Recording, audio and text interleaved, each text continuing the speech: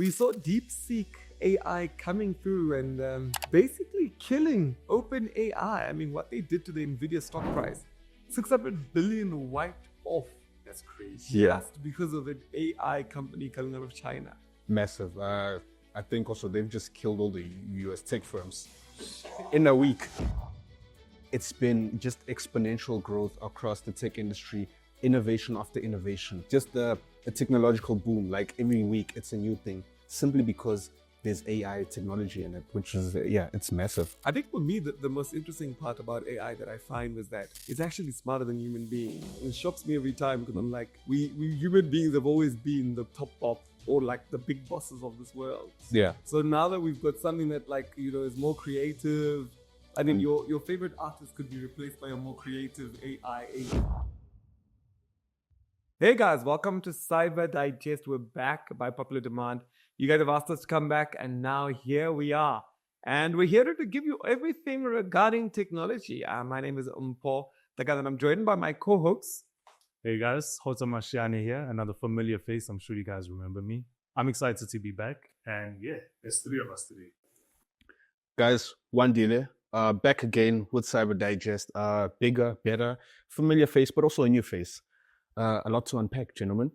Oh, lots. Yeah. Let's start off with the tech spotlights. What have you been checking out this week? I've actually got quite an interesting technological product that I found this week. So in December, Google actually released a new platform called Google AI Studio. And I know Google is quite renowned for releasing products quite frequently and then maybe after a year dropping it if it doesn't make at least $1 million. So yeah, this new one, I'm hoping it stays. Essentially, just to summarize it, it's a voice-to-voice AI assistant. If you look at ChatGPT, you used to text in prompts, something that you type, and then it gives you a text feedback, essentially. So Google AI, you can speak to it, and it speaks to you, and it sounds quite human-like in a very, very scary way. I mean, I just cleared my throat before I started speaking, and it asked if I'm okay. So you sounded like something is in your throat or something. So it sounds like it feels very familiar, like I'm speaking to a friend. Yeah, so that's my AI product of the week. I've tested it out in Photoshop, and I think it might sort of eliminate YouTube tutorials as we know it, because you're able to share your screen and ask it to walk you through a certain process. So I asked it to help me design a poster in Photoshop, and it told me what exactly to click in Photoshop, what fonts to use, all of those different things. I'm quite fascinated and interested to see what more it can do. What about you, Wandile? My kind of simple actually. Envato's image AI generation. So it's almost like DALL-E, but of course it was added to Envato's platform quite a while ago actually. So yeah, just been playing around with that, using it for pictures or just mood boards or anything like that. So yeah, pretty clean, very, very efficient. And I mean, Envato has been kind of limiting in the way that it allows you to generate images and stuff. You used to have to use stock images. Yeah. Yeah. So now it's more imaginative. You can take it in so many different places. So yeah, and even just stylistically, you can add certain styles, add flair. So yeah, I think it's great. That's fine. Mpho? Nice stock, guys. So me, it's Vertex AI. The fact that you're able to use Google as a search engine in your AI, I think that's something that I've always wanted, but I've always found that, ChatGPT was always afraid to do it because they weren't quite allowed to do it. So now that Google's got its own AI engine, you're able to actually search Google and use the multi-language module in order for you to come up with output. So I really like that. That's cool. Okay, wait. So just walk us through that. Actually, because I was going to go. Yeah. Anything about that? I think I have a bit about it. Yeah. So basically, what Google is saying is that they don't want people searching or crawling Google, utilizing their own AIs. Okay. So they're sort of stopping people from doing that. So as a result of that, with AI, you'd have to sort of give it an input, and it will help you get a resolution or an answer, but it wouldn't be able to do stuff like searching Google. So now with Vertex AI, it's using the AI and Google at the same time, because obviously Google owns Vertex AI. So it's like the power of Google search plus your AI engine together. So the results are much better. They're more grounded because it works like a research agent as well, where it checks on Google what are the articles and it sort of brings the answers quite nicely. So yeah, it's very cool. So it's basically able to serve Google in real time. Yes. Yeah. Oh wow, and that's actually incredible. It's quite brilliant. I mean, I've been using it to check out podcasts. Like you just go on and you put the podcast link and say, hey, tell me about the characters in the podcast. And it just gives you all that information. It doesn't have the hindrance of having to go and actually get the transcript, put it into your AI and get that to be analyzed. It searches the web directly and it's quite fast. So what happens to actual Google search now? What does that mean for the regular Google search bar? Is that going to evolve as well?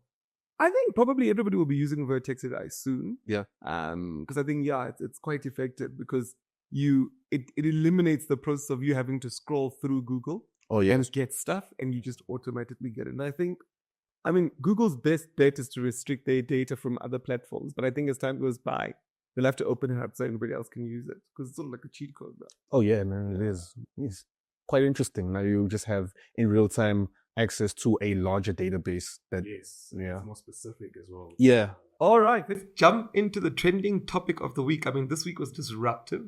We saw DeepSeek AI coming through and basically killing OpenAI. I mean, what they did to the Nvidia stock price, 600 billion wiped off.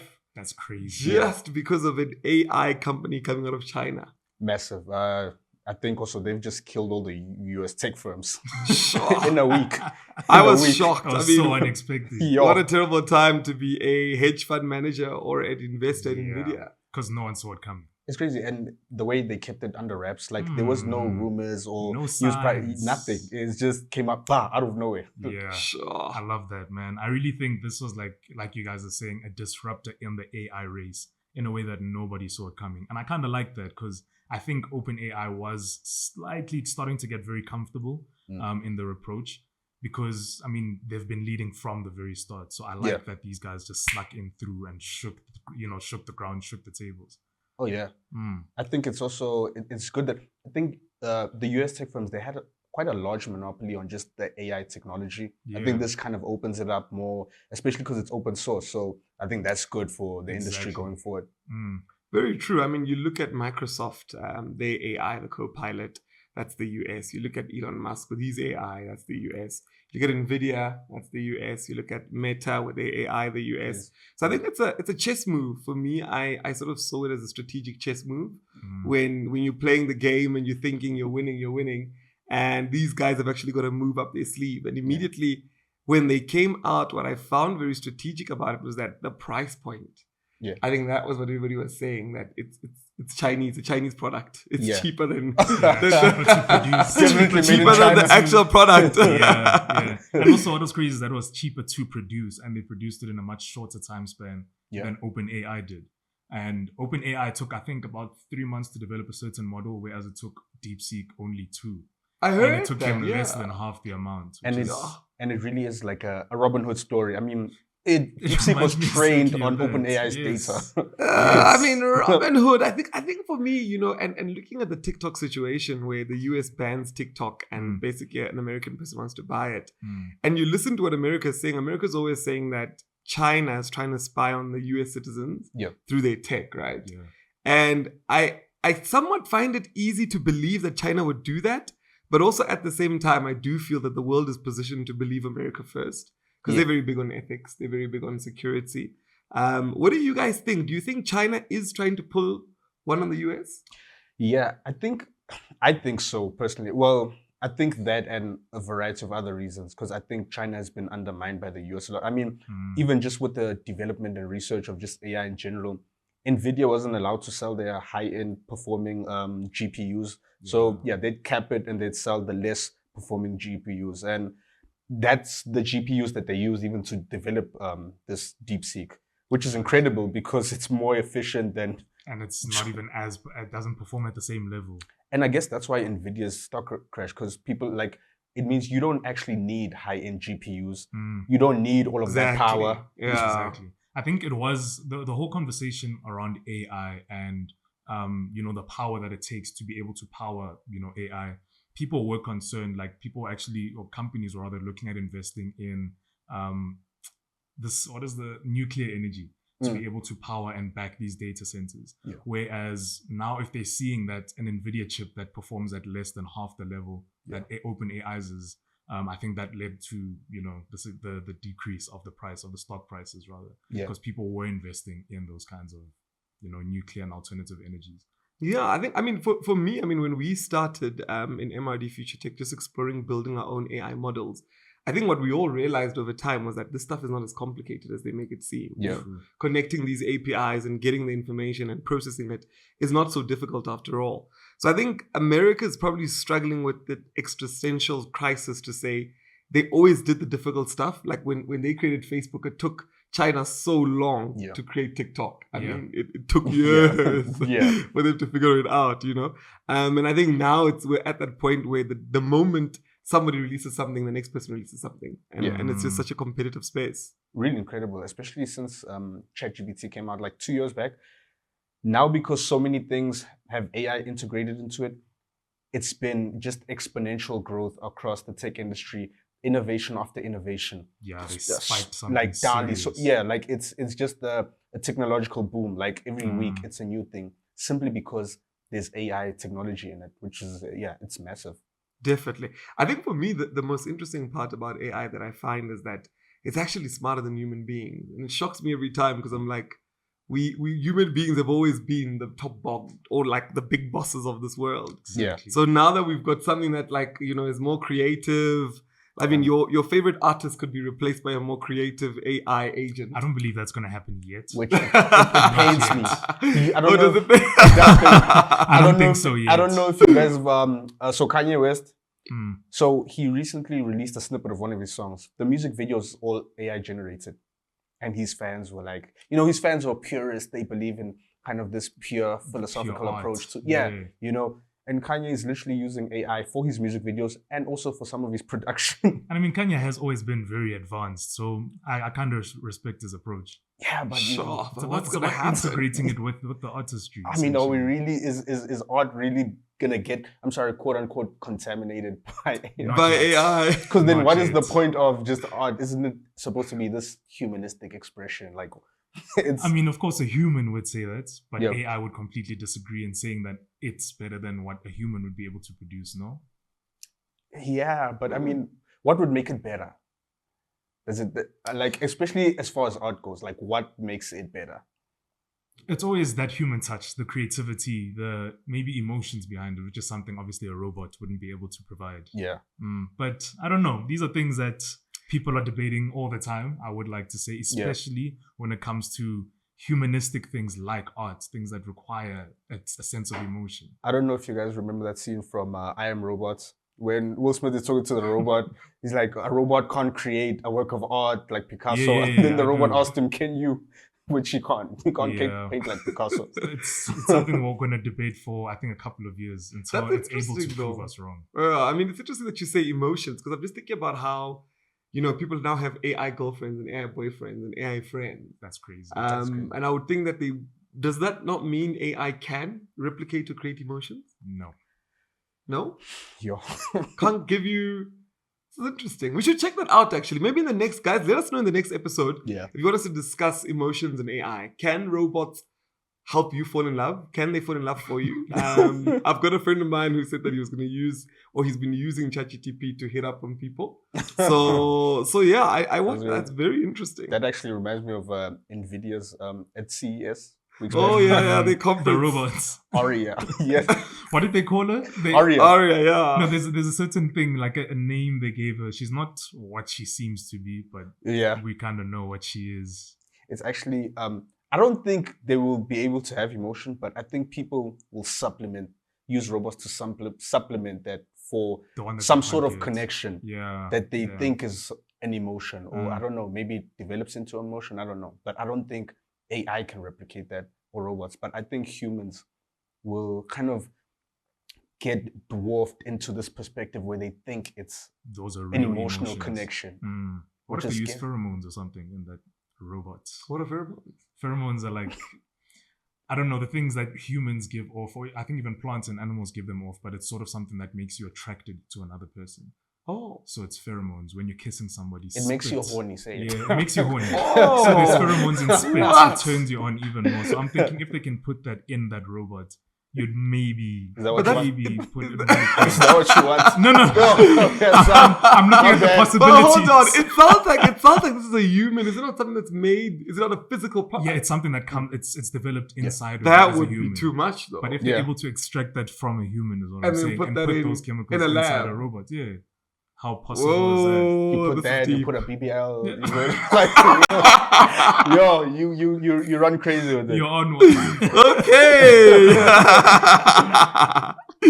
Yeah, I mean but- these are the ethical considerations that people are talking about. I think Yeah. for me, deep fakes and job replacements, these are some of the things that I keep thinking about to say. Firstly, I heard of a scam where it was a voice note. They took a voice and they cloned it, and they sent this voice to a grandmother, and they were like, "Oh, grandmother, I'm in jail. Please send money." Yeah. And the grandmother in the US actually sent the money. And it was a deep fake scam where they hack your WhatsApp and then they send voice notes of your Wow. voice to all your relatives. Wow. And it send money. And I was thinking about it. I was like, usually I've heard of the scam when somebody texts, right? Yeah. And that's like, we all don't believe that stuff anymore. Yeah. But the voice one, I mean, a parent hearing you scream and say, "Mom," Of course, That's you scary. immediately yeah, think it's it's and I mean, imagine they were even using like words that you use. real. Oh, That's yeah. another level Your of it. And of mannerisms, course, AI is able to study that. That's crazy. Yeah, so I think some of those ethical stuff is going to It's really scary. be big. Yeah, especially as far as like misinformation goes. Like people can literally just maliciously recreate something in which they trying to serve their own agenda. Next thing, it's a picture of Kgotso in a compromising position or a voice. I don't know. There was actually a video that I saw on Twitter a couple of weeks back compromising of tape. Elon Musk like robbing a store and Donald Trump, and I was like, Yeah, for a second, I actually thought it Last was real. year- I've been seeing lots of those. last year when Dali was still new, Yes. there was pictures of Trump getting arrested. I don't know Oh, if I you remember remember that. that, Yeah, I that do his remember whole that. court Yes, drama. Yeah. yeah. People thought it was real. Yeah, people were literally like celebrating on Twitter, and really But- it was not actually happening. It's scary. Very, very compromising And position. I to actually put feel you in. for the elderly people. I don't want to say they're gullible. They're not gullible. I don't want to be ageist, but yeah, there is that sort of naivety simply because they aren't fully in the digital age like we are. So And it's everything easy for they them to saw- be less cautious. And everything they saw on TV when they were growing up, if it's on the news, it's real. It's real. And that's just fact. So if I put a news headline under a compromising video, they're going to believe it's real. So imagine if you just want to go into your villain arc and you hack those aunties and those group chats on WhatsApp and you start doing crazy things, even on Facebook. You just run right. Oh, I know. Okay. Well, guys, I'm not That's recommending that. I'm not recommending that. Next time my mom gets scammed. Yo. Oh my God. With the same tactic? Yo. That would be crazy. But yeah, with the whole DeepSeek thing, just to bring it back to DeepSeek, I think it was great that they did shake the tables, and I think they will continue to do so. But as the week or the days progressed, articles started to come out, and like you were mentioning, that they were using OpenAI's training model to train their own model. Yeah. And this is actually something that they call distillation. It's a distillation technique. So that's essentially using AI to study another AI's model. That's very simply put. So in the papers, in the white papers that DeepSeek had released, they had mentioned all of this, but they didn't put OpenAI's name. So it kind of gave them, made them look a bit disingenuous in their approach. So I think that's quite interesting. And this kind of, I don't know, in terms of other AI companies and the way that they develop their AI models, they are going to start putting those kind of restrictions that new AI models can't use their models to train those new models, if that makes sense.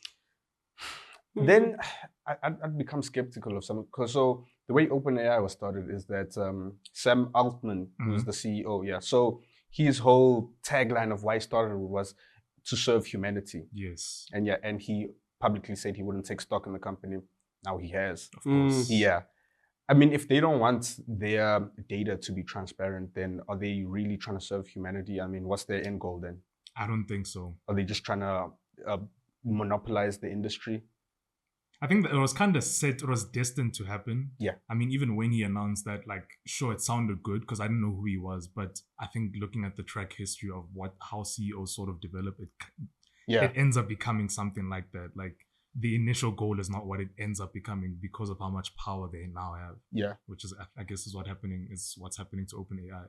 Yeah, I think money and greed is a bit of a problem because, I mean, looking at OpenAI, they released the same thing in the same week that DeepSeek came out. Yeah. And I think for me, it's interesting to see in this AI race, the moment somebody gets the spotlight, the other one fights back. Yeah. I mean, just when we're hearing about DeepSeek, we're then hearing about OpenAI's operator in that same week. So it just shows that competitive edge there.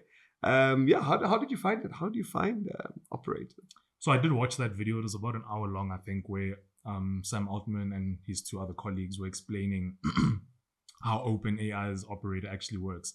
And I mean, I was like, this is great, but not to put your company on blast, but MRD Future Tech has been doing this for a couple of months now, building those agents from scratch and being able to do those multiple tasks. So watching their video, I was slightly underwhelmed because I don't know if it was something that OpenAI was already developing behind the scenes while maybe you were doing it as well. And the release just came out at the perfect time. But I think what they are doing it's fantastic. Like it allows you it kind of takes your hands off of the keyboard a lot more, like automating tasks, being able to make money without necessarily doing it manually yourself. It's scary though. We kind of replacing ourselves. Yeah, it's happening. It's really, really happening. And I think for me, the interesting thing is I think people are going to have more time to do the stuff that we didn't do. Oh, yeah. Like on Monday, you play tennis. Tuesday, you play golf. The things we Wednesday, actually you want go to do. swimming. Yeah. Thursday, you go paintballing. Right? Friday, you go hiking. Boardroom meetings will sort of turn into yacht meetings, golf meetings. Because I think a lot of times meetings will be about what's our strategy with our AI more than it is about actually like doing tasks that take some time. So overseeing the agents, essentially, just making sure they're doing what they need to do. I think so. Yeah. Yeah. I definitely think so. I think my other concern, with AI is that if you don't have the computing power, do you really own the AI? And I think that's why NVIDIA is always so powerful. Okay. Because I think we're going to get to a point where people are going to be stingy with their GPUs. Oh, yeah. Yeah, definitely. where people are going to be like, Very likely to happen. yeah, we're not going to give you our... Because I think the whole thing about it is that your AI must run on something. Oh, yeah. And I think it's going to become an issue in the future. So maybe owning data centers is the way to go? I think so, yeah. I think we're all going to own, our own GPUs, our own little data centers in our own home. I mean, Apple, in their approach, they're now selling people, your own cloud data center. Incredible. And that's their approach. They believe every human being should have one. So I think that's going to be the next big thing. I think it's great. I mean, especially because of DeepSeek, it means that it gets cheaper. I mean, NVIDIA's quite pricey. But, I mean, if you can build something for less that is more efficient. And also better on the environment. Yeah. It becomes cheaper and less costly. So I think it's great. I mean, especially for the everyday man. I mean, people can kind of just do creative things and have their own GPUs and data center. Like it's incredible time. It really is. So what do you guys think about building your own agents? Like, have you guys gone about, I know you have, but have you gone and built your own agents? No, I've been trying to think of what kind of agent, is quote unquote a freaky agent. Is that what you're thinking about? No, I swear I saw that on Twitter. It was a tweet. Freaky agent. That's the name of the agent. No, guys, I didn't mean it like that. Freaky AI. I'm still trying to navigate like what kind of agent do I want? Like, what kind of agent do I need? And have you guys worked on agents? Yeah, I mean, I've built quite a few agents. And I think for me, the whole thing about agents that I love is that they're able to do everything that you want them to do. But I've kind of found that some agents miss out or get bored in doing their tasks. Okay. I've got an agent that I built like last year, and its responsibility is to respond on Facebook. And I've realized as the months go by, it's sort of like becoming lazy, slower, and how do you judge that it's becoming lazy? How do you know that it's getting bored? Sounds like because when it started, the comments were very engaging. They were very exciting. And now it's responding in ways that are very like nonchalant and lackluster. It's like it's getting tired. Yeah, I'm like, I need to take my agent for a team retreat. I need to encourage or motivate it or find new words. Yeah. But I'm guessing over time, our agents are going to have to be treated the same way we treat human beings that do stuff. Oh, okay. Like they need to be upgraded, they need KPIs, they need to be measured, they need to be. Crazy. I think they're gonna need to be treated like that. So wouldn't you build an agent to take care of your agents? Maybe that's what I need to do. A manager agent to take care of the other agents. Maybe that's the future. Wow, that is crazy. Maybe that's the future. I'm thinking if I was to build an agent, it would be like Iron Man's Jarvis. Something that's very it can do everything. One agent that can do everything. I don't know if that's too optimistic or too out there. Because I know, like you're saying, you build a couple of agents to do multiple tasks. But why not just build one agent that can focus on everything about you? Maybe one agent, just Mpho Dagada's agent, knows everything about you, can manage everything for you. Right. Maybe another one for your business. Do you know what I mean? I mean, that's deep. I think that the only problem is that human beings have not been able to do that, right? Yeah. You can't be your own personal trainer, your own lover, your own PA, your own marketing, your own accountant. True. But I mean, that would be next level. You need a lot of computing power. Of course. Yeah. And that's why we need to be starting to build our own data centers now.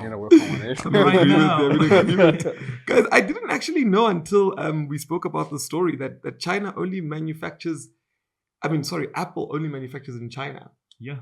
And now they're only considering India now. Yeah. That's an interesting move.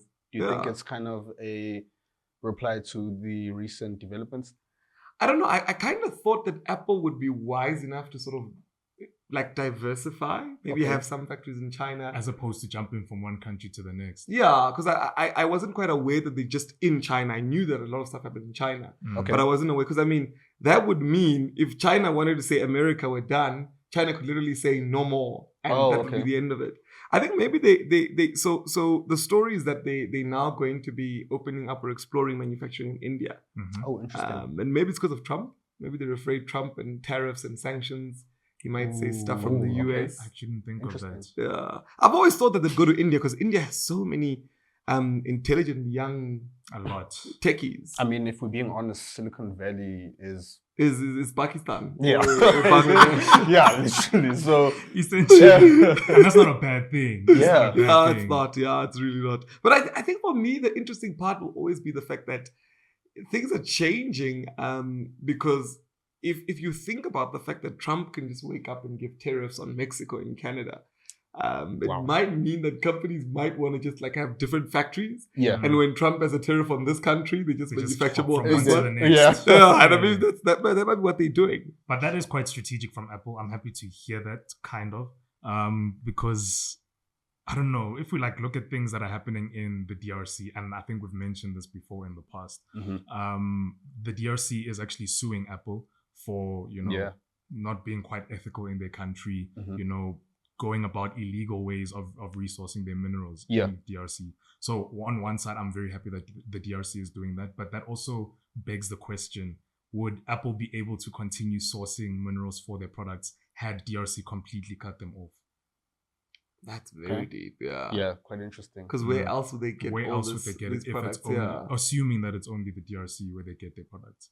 And it is. I mean, well, they say Rwanda as well, but the truth is all of it comes from that region. Yeah. So definitely those are big concerns. I think for me, this ties in quite nicely to our last topic, which is cybersecurity. Because I think security on all fronts is important, right? Of course. Yeah. And I think also just talking about these data centers, we're probably going to have backup data centers as well in the future. Yeah. Because if one gets attacked, how do you continue with the other? Yeah. But talking about cybersecurity, I mean, what have you guys heard? What are people doing out there? I'm hearing scary stuff. Well, I know obviously with this week, with the news of DeepSeek, people were also discussing DeepSeek was compromised. When I was actually signing up for DeepSeek, I think it was a day after the news had broken. On the website, immediately I saw that they were saying that they're fixing or sorting out cybersecurity breaches that they'd experienced. On one side, maybe it's because of the influx of people going in and trying to figure out what DeepSeek is and use the model. But even me just seeing that message, I immediately decided not to go about doing it. Yeah. Because nothing against China, but maybe, the whole data thing could be true. I'd rather not find out. But on the other side of it, it is a new product. There are a lot of loopholes that cyber attacks would be able to get into. That is true. I mean, I did read that apparently they weren't well equipped to kind of handle so much data, and even certain protocols that you're supposed to have in place in terms of cybersecurity, they weren't really there. So yeah, I think also they're very much in an infant stage. So I think they will get better and learn how to handle certain things. But yeah, do you guys think it could be a political move? Ooh, possibly. That would That's be X? dangerous, yeah. I mean, look at geopolitics, guys. It's always US and America. That's what I always think. It's that fight between They're the both two. fighting for the always. soul of tech. We are in an age where, you know, it used to be it used to be a thing of, you know, if you owned the most oil, you'd be powerful. But now it's data. Yeah. It's data driven. Everywhere. True. Very true. It's just dependent on who wants to give you their data, essentially. I think for me, these conversations will spark the fact that, you know, Africa is so far behind. And someone was saying the other day, they were like, Europe and Africa, do you guys even know what AI is? And it was a joke on Twitter. Wow. And when I read that joke, I was like, whoa, okay, Europe. Yo. But yeah, I think the US and China are really, like, they're really trying to show us that, hey, we got this tech thing on lock. Yeah. Because the stuff they've been doing is shocking. Every week, it's something new. It's incredible. I think that's why, you know, the DRC, what they're doing, I really applaud it. I mean, it. Yeah. Yeah. You know, I think it's a good start for just African countries in general, just taking a stand because, I mean, Because like you're saying, sure, China and the US might be the two competing global powers, but Africa really is fueling both. Yeah. Yes. Africa is fueling both of those countries. So if we had the power, which I believe we do, to just completely close the gates off to the, you know, the rest of the globe, we could be that next superpower as a continent. Wakanda? We Wakanda, really essentially. Yeah. Essentially. I mean, when I was reading about like what Nigerian hackers have done, you know, the likes of Hush Puppy and stuff. Yeah. And as much as the stories were bad, I was still like, whoa, these guys have hacked into systems like FBI systems. Incredible. And done stuff that I'm like, if these guys just change that energy to building like something productive, The right things. they could have actually killed it. And also you look at like, you know, a place like Nigeria, you've got young guys, and Ghana, you've got young guys developing amazing stuff. It's just such a shame that, you know, they've got like a 2004 laptop. But yet they still pushing scams. They're using it like it's the latest Apple. You know, and like they take turns and they all like sleep and the next one comes in. And I always say, I'm like, if they had the right resources and the right push, they could definitely get it to the point where it needs to get to. Yeah. I think so as well. It would be reps. So anything we're excited about as we wrap up this week? I know this week I'm going to be researching, well, we said you're going to research, what's that word? The word pheromones. Pheromones, whether we could get robots. Yes. So this week I'm going to really deep delve into videos. I saw this video on YouTube where somebody created like a 2-minute movie using AI. Oh, wow. Nice. And it was so impactful because usually when AI moves in videos, you sort of see the jitteriness and you could tell, but it was so flawless and like it was kind of sexy in the way that it was even moving. I was like, okay, this is like proper. So I want to just research like, you know, how guys are making like movies and short stories utilizing AI. I'm very much on the fence with that. Really? Why? I'm Why very are you on the anti. fence? I don't know. I think I'm kind of a film geek, and so, you know, when I see stuff like that, I'm like, yo, damn, that's actually it's quite unfortunate. And it's using the Avatar? authenticity, you know? You did like Avatar, any of those? I did like Avatar, but I guess I appreciated Avatar just for the film value. Apart from just, it was largely CGI, but it was a good story. You know, basically a neo-colonial story. So it was a good story. But as far as artists in the future, I mean, we're going to lose a lot just within the film industry. And that's actually quite sad. I don't think it's quite sad because I think with the whole development of AI in the past couple of years, people are concerned about losing their jobs and being replaced in their jobs. But really, I think it's about using AI to enhance your job or, I don't know, better yourself within the job. Does that make sense? Yeah, you're right. It does enhance and does make you better. But in the process, it makes a few people better and then it leaves a lot of people behind. I think that's been one of the biggest things about AI is that, you know, there is a lot of talk about, well, train yourself on AI, you know, be up to date with a lot of things and use that as leverage, which is true, but it also leaves a lot of people behind. Because, I mean, maybe you go to a software developing firm or whatever. So you can be trained on AI, but teams get a lot smaller. That's true. You know, they get more efficient, but a lot smaller. So you get a coding team of maybe 5 developers, becomes 2. And so people do get left behind. people get more advanced, but a lot of people get left behind, which is it's a scary thing. And I think that's what happened at Twitter, right? When Elon Musk was coming in, when he was firing all those many hundreds of, if not thousands of people. Yeah. And like you were always saying that Twitter just got better after Elon Musk came in. And he could have most likely incorporated a lot of AI into those teams. Yeah. That just minimized. So it's scary, man. I don't know what to feel about this. I think as scary as it is, I mean, I've looked at it on both sides to say, if human beings are going to be consuming more content because they don't have any jobs, wouldn't we need to have an influx of more content? And like for example, I loved Suits, right? Or Suits, as some people call it. I wanted it to continue and it ended. Yeah. I would want content that's created for me. Like at the moment, I'm not watching anything on Netflix or Showmax. Yeah. I'm only watching stuff for research purposes. But I would love somebody to create a legal drama in New York where billionaires are fighting. Oh, wow. You know? If somebody could create that AI experience for me, I'm in. Like, then I don't have to wait for the next season. Yeah. I don't have to, like, they can give me an episode every day. I'll be okay, you know? Yeah, you'll cancel the Netflix show. That? Yeah. No, but I mean... just, in general, if you have a canceled Netflix show and then you just go to that, whatever it is, and then, you know... Exactly. Just watch and what if I had a team of 10 people that would just create that show for me and maybe 100 people? So we all have our niche shows. That's crazy. So whatever you're into, you have your own niche show. Yeah. And we're all watching our own niche shows. Wow. You know, you watch your show. You watch Power. Yes. Love Power. And then you have your own little, let's say there's a character who died and you're like, I don't want him to die. And they create a little niche one for you. Yeah. And every day you've got your own. This is all, though, very dystopian. It sounds like The Matrix. Yes. It sounds like The Matrix. End of human nature. It sounds like The Matrix. No, I feel like mass produce has been overglorified. The fact that we all watch the same show, the fact that one person, or like if in your group of 10 friends, maybe 4 are watching the same show on Netflix. Okay. Like I feel like life would be more interesting when it's like, oh, let me plug into your algorithm. Okay. And it's like different characters, different colors, and different, like we're all part of our little societies where we all watch different stuff. That still kind of goes back to the Matrix. You're plugged into those little coffins with the wires and you don't even realize you're jumping. It's like YouTube channels, guys. It's not really like, I think it's more like YouTube channels. And we really are in an age of where it's like red pill, blue pill. Like, exactly. It's crazy. But I think we need to unplug, guys, to be a fair, bit. I think we're on the right side. At least we're informed on how it's being built, so that when it comes to red pill, blue pill moment, we know what we're biting into. Hold on, red pill, blue pill? What's that about? The Matrix. The Matrix. Oh, I haven't watched that. Your age. I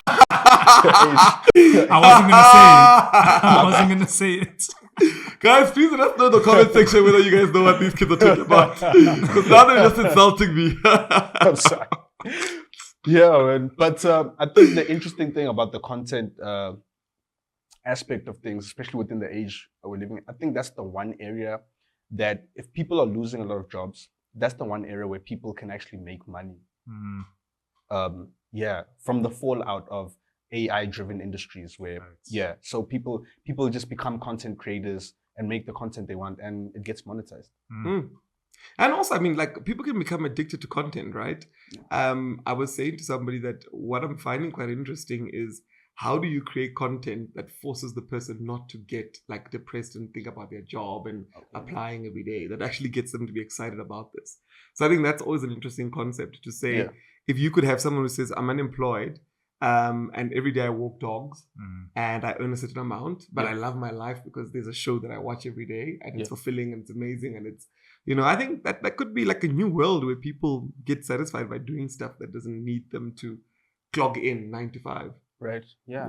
That's quite interesting. Possibly basically what humans were made for, essentially to live.